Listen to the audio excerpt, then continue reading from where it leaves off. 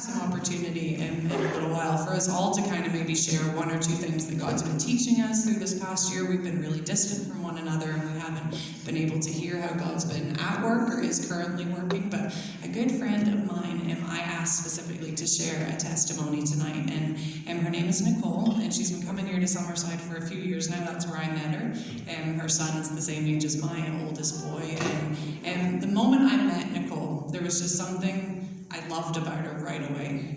She's not one to pull punches. She says things exactly like they are. She's honest about her struggles, and she's someone that I feel like I can just be vulnerable and real and honest with. I don't have to fake things or hide things from her. She loves Jesus passionately, and yet she's still a work in progress, and she'd be the first one to say that. And yeah, I think you'll just really be blessed. God's been doing some pretty amazing things in and through her. She has a great blog called God's Favorite Widow, and she just started writing this year, and her testimony will kind of speak to the sort of reason behind that name. But yeah, just enjoy hearing from her. I'm really excited to hear what she has to share.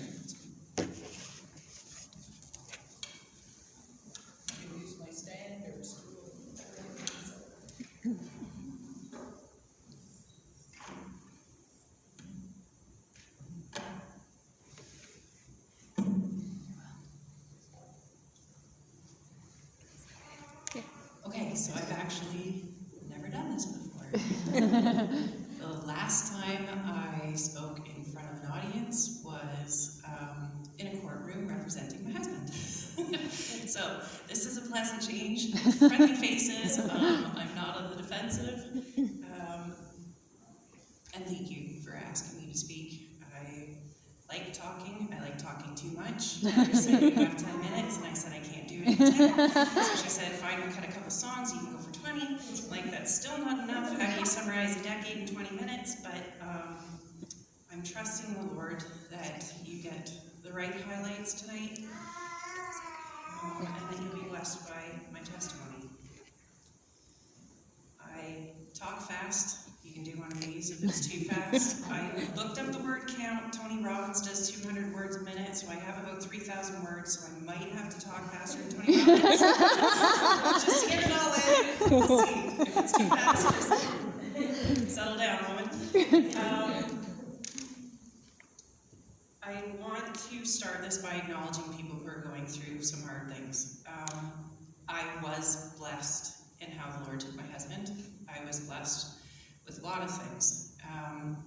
It was not unexpected, and God answered every question that I had going into it in such a way that when he did pass, he turned my sorrow into rejoicing in an instant that I was not expecting.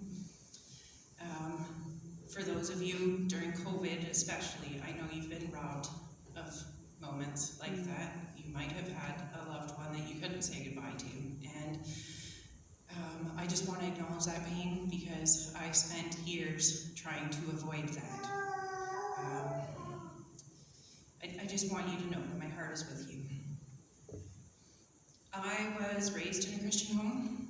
It was very sound doctrine. I was expected by the age of 12 to be doing Bible studies every night for half an hour on top of just regular things. So very, very doctrine orientated. I got married to my first husband at 18. It seemed like a good idea at the time. I had a perfect roadmap. I didn't have to figure out job security. I didn't have to go to school only to find a husband, only to pay off my school debt so that I can go do what every woman is supposed to do, which is sit at home and make babies. So I knocked about. I had 3 by the time I was 24. I had a very, very good man. My first husband is a very, very decent man. But he wasn't that thing that I wanted, which was a soulmate. And I'd convinced myself I was happy, right up until Mark walked back into my life. I had a crush on Mark when I was 12. He faded out of my life. I saw him again once when I was 16. We had this soul-connecting conversation for about an hour at his sister's wedding rehearsal, and then I didn't see him again for years. His sister, incidentally, became my best friend. We were best friends for 6 years. And when Mark came back into her life in 2011, he came back into mine. And from October 3rd to December 3rd, we connected far too often for a married woman. And I let my husband know on December 3rd that I'd slept with him. It went very fast from there, because by December 28th, I was picking Mark up from the Buffalo airport to start a new life together. It was crazy, and I think part of the reason it went so fast was so I didn't have time to contemplate the sin of what I was doing. You know, you just kind of jump right in and don't give yourself time to realize maybe just how awful it is.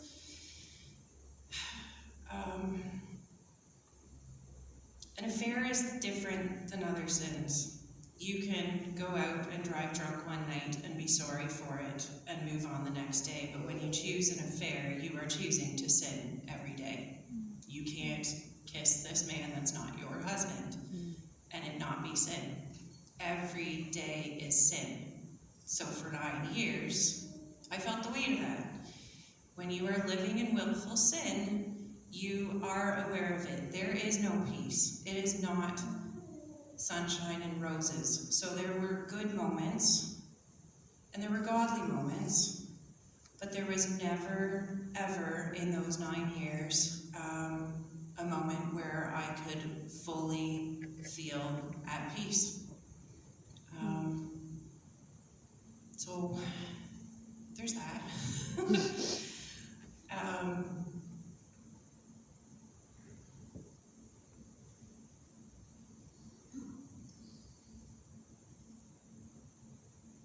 My dad rejected me when I got together with Mark. I saw him on Sunday for my daughter's baptism, and he still wouldn't say a word to me, and he still hasn't for 9 years. That shapes you.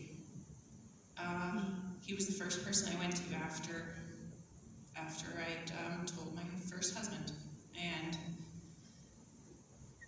he seemed quickly focused on repentance, which I understand, of course, but I suppose I felt like what I had done and his hatred of it trumped who I was and his love for me. We haven't talked, so I don't actually know, but I felt like I couldn't approach my Heavenly Father because I couldn't approach my earthly father, and I viewed my earthly father up until that point so much my image of my Heavenly Father that I lost track. So when Mark had initially got together with me and told me that I made him want to be a better person, initially I thought I could pull him out of his sins. I thought I could be that one that saved him and rescued him, and we'd find love and hope and all those sorts of things, but it turned out I didn't have anything to offer him. I didn't have enough for myself to believe anymore.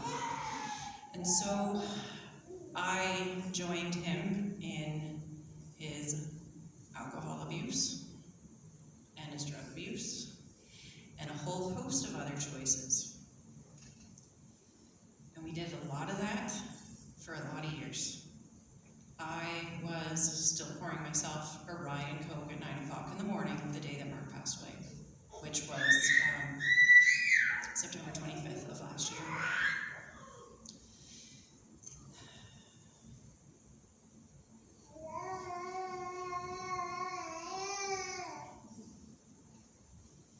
Mark died of cirrhosis of the liver, which is alcohol-induced. You can't start drinking at 16 and doing the kind of drugs that he was doing from a very young age without it doing massive effects on your body. The man could put back a 40 in a day, which is, for those who are non-drinkers, it's 40 ounces of hard liquor plus beer. I mean, most of the worst drinking was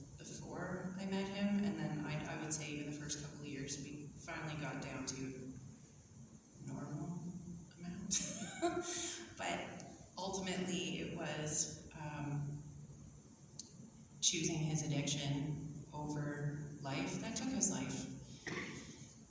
Mark hated a lot about our life together. He was a bricklayer. He was used to laying 1,000 bricks a day. He was used to being physical. He was living in Hamilton at the time that we got together, and he wanted to go back to Hamilton. He stayed here with me so that I could be close to my kids, which sort of worked out, but not really. He resented being broke. He resented feeling trapped. He resented not being able to find work. And so we drank to that. By the time Mark found love, his body was pretty much done.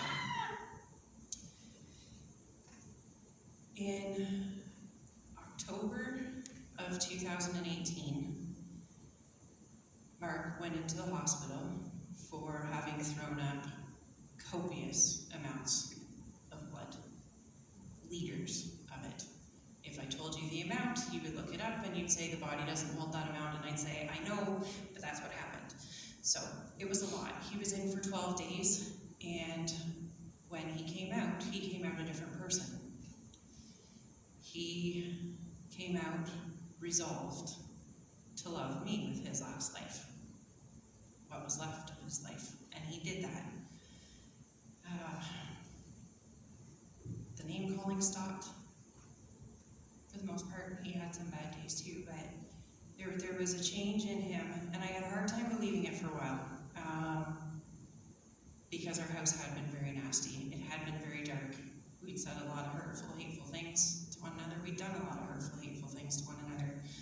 And it took me a while to recognize that this change was not superficial, that he wasn't just doing this to make up for lost time, but that he had actually become a new person.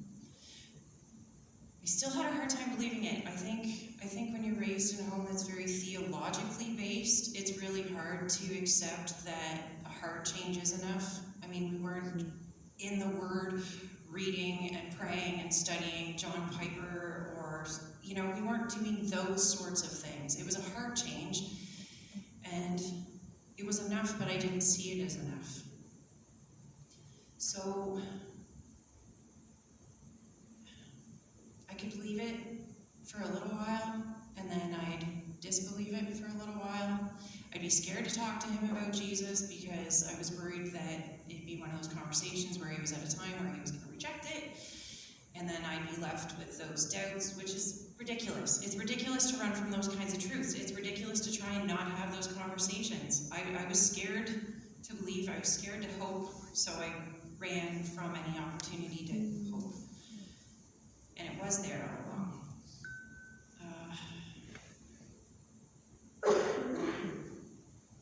Like I said, the last 2 years, last 699 days, not that anybody's counting, were really, really good. He still had bad days. One of the side effects of cirrhosis is a disease, or it induces something called hepatic encephalopathy.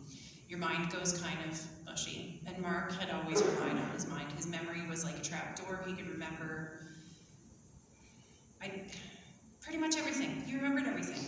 So when he got to the point where he was too sick to be able to trust his memory and he had to start relying on mine, it was really, really hard for him. And it was hard for both of us. And I forgot where I was going with this. That happens.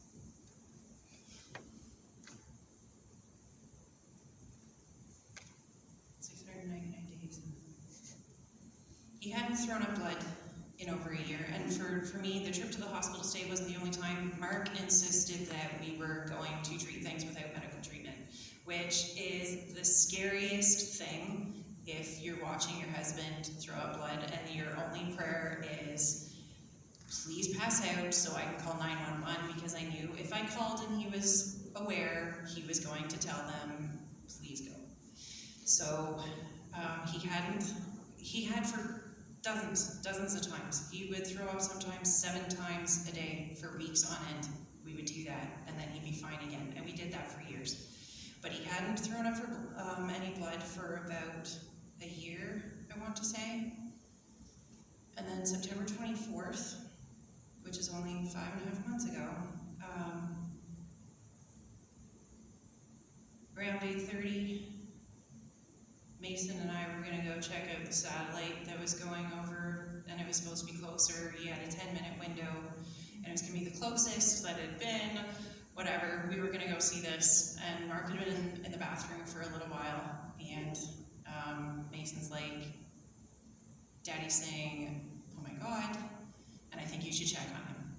Mason, at this point, he's only 6, but he'd been comfortable with this sort of thing. He always knew when Daddy needed me. He always was a part of that. He's the sweetest. He's awesome. I'm getting sidetracked again. I opened the door because Mark had been in there for a while, and it was a mess. So I sent Mason off to a friend's, and that was around 8 o'clock. Mark threw up again around 10. I think again around 3. And then by 7:30 in the morning, it started in earnest. No, it was 5:30. At that time, he was no longer aware of what was going on, which was a strange blessing. He'd been moaning non-stop since about 10.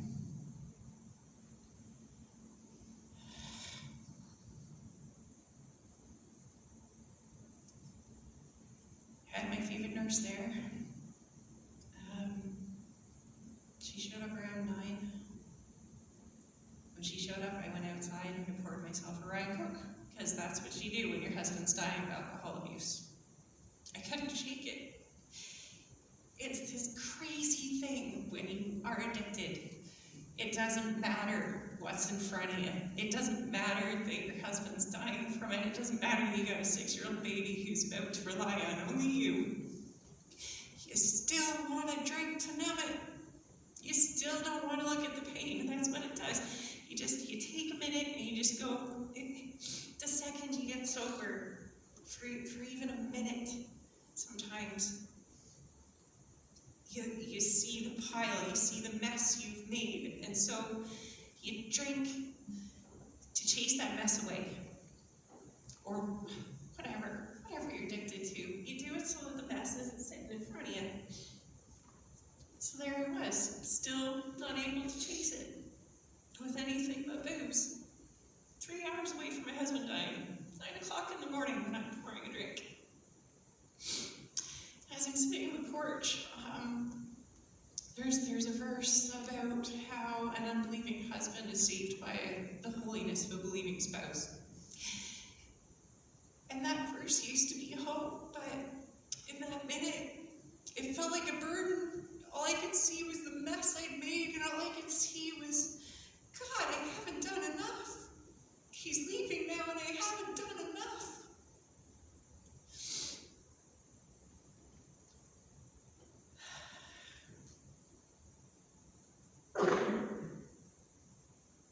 Last thing he said to me was, I love you. It was in the middle of a bunch of moaning that he had all of to tell that. And thank you. It's going to be a noisy excuse.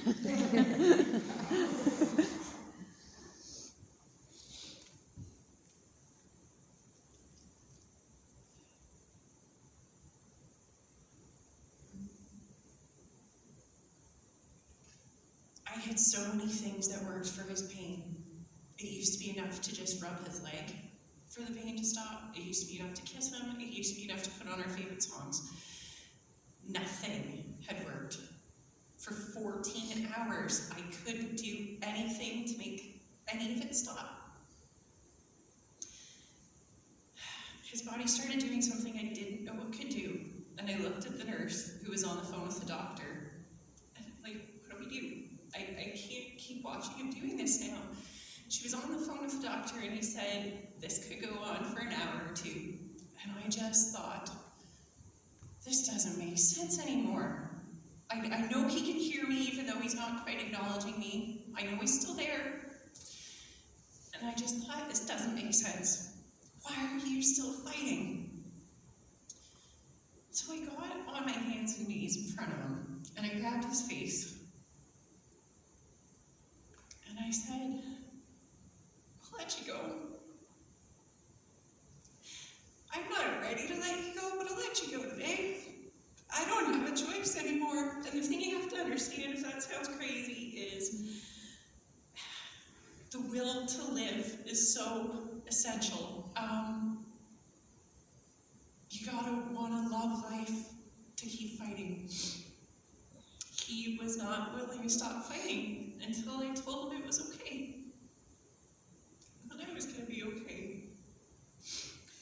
So the next thing I did after that, after 14 hours, I'd written him a poem a year before. It's on my blog. And I had it on the wall. It's called Tethered, .925, and it's actually about this chain and how God had used it to keep us tied together.